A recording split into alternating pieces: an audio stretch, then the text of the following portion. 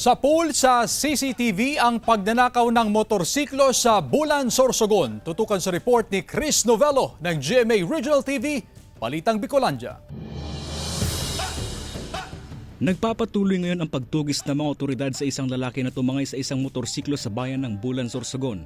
Sa CCTV footage na ito, makikita ang isang nakaputing lalaki na naglalakad. Maya-maya lang sakay na ito ng isang motorsiklo at mabilis na pinaharurot palayo sa lugar.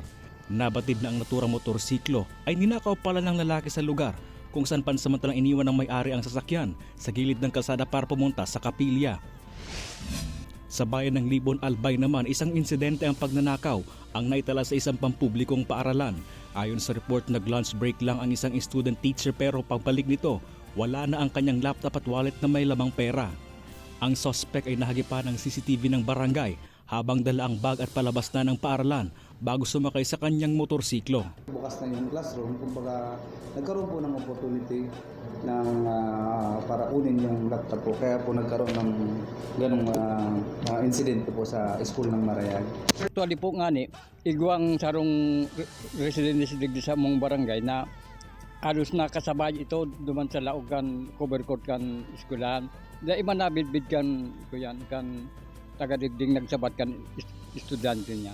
Kaya mas paigtingin pa raw sa ngayon ang seguridad sa lugar para maiwasan na ang kahalintulad na insidente. Yung mga estudyante na kung may pumasok na hindi kakilala or hindi nila kilala, sabihin po kaagad sa teacher.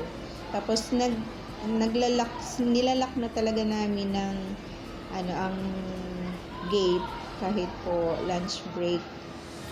Mula sa GMA Regional TV, Balitang Bicolandia, Chris Novello, nagbabalita para sa GMA Integrated News.